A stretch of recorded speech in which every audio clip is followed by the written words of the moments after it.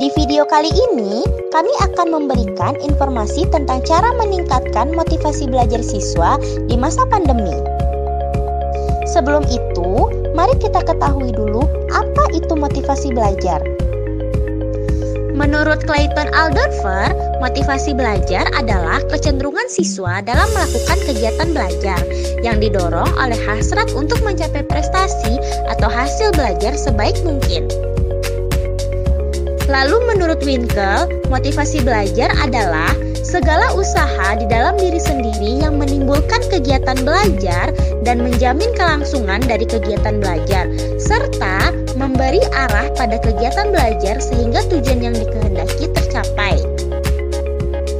Dan menurut Sardiman Ridwan, motivasi belajar adalah keseluruhan daya penggerak di dalam diri siswa yang menimbulkan kegiatan belajar, menjamin kelangsungan dari kegiatan belajar, dan memberi arah pada kegiatan belajar, sehingga tujuan yang dikehendaki subjek belajar itu dapat dicapai.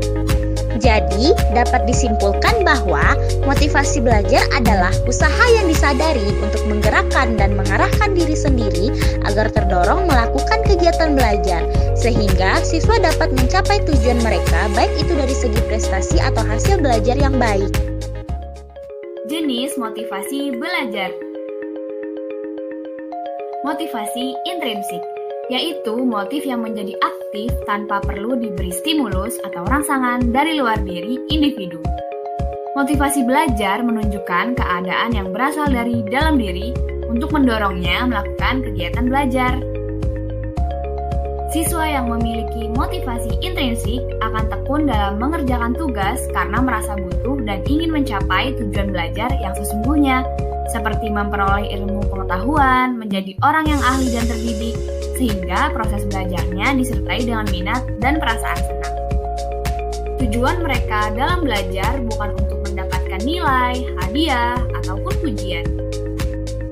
Motivasi ekstrinsik, yaitu motif yang menjadi aktif jika mendapat stimulus atau rangsangan dari luar diri. Motivasi belajar dikatakan ekstrinsik bila siswa menempatkan tujuan belajarnya di luar faktor-faktor situasi belajar. Tujuan belajarnya seperti untuk memenuhi kewajiban, mendapatkan hadiah dan pujian, dan menghindari hukuman. Namun bukan berarti motivasi ini tidak baik. Motivasi ekstrinsik juga diperlukan untuk menyeimbangkan keadaan siswa dan komponen-komponen lain dalam proses belajarnya. Motivasi belajar dapat dipengaruhi oleh beberapa faktor, di antaranya faktor internal, yaitu faktor yang berasal dari dalam diri individu, meliputi cita-cita atau harapan akan keberhasilan maupun prestasi tertentu. Faktor ini dapat memberikan semangat dan tujuan jelas dalam belajar. Lalu ada kemampuan individu, mencakup kemampuan kognitif, intelektual, motorik, verbal, dan sikap. Lalu ada faktor fisik, meliputi kesehatan, gizi, fungsi fisik, terutama panca indera. Karena bila sedang sakit, lapar atau mengantuk, konsentrasi akan terganggu. Lalu ada faktor psikologis, berhubungan dengan aspek yang mendorong atau menghambat aktivitas belajar, seperti kondisi rohani dan emosional individu. Selanjutnya, faktor eksternal atau faktor yang berasal dari luar diri individu.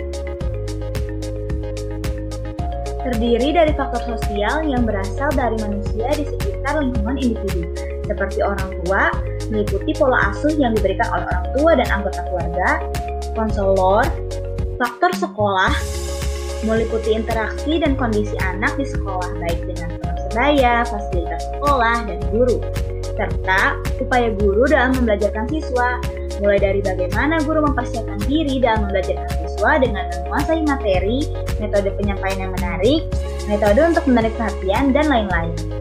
Selanjutnya, faktor non-sosial yang berasal dari keadaan atau kondisi fisik di sekitar individu, meliputi fasilitas belajar, yaitu sarana dan prasarana, tempat, yaitu kualitas lingkungan ataupun tempat belajar seperti sepi atau bising, waktu seperti pagi, siang, atau malam, dan keadaan udara seperti cuaca panas atau dingin.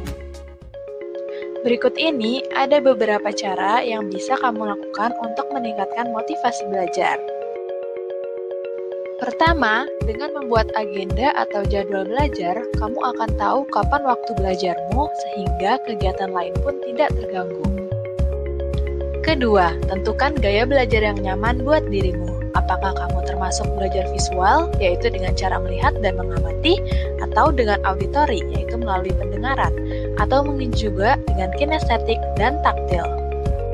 Carilah tempat atau suasana yang nyaman untuk kamu belajar. Lalu, penting juga untuk fokus dengan menunda hal yang mengganggu waktu belajar. Penting loh untuk mengistirahatkan dirimu sejenak dengan meregangkan tubuh misalnya, ataupun bisa juga dengan mencari udara segar dan minum serta makan makanan ringan.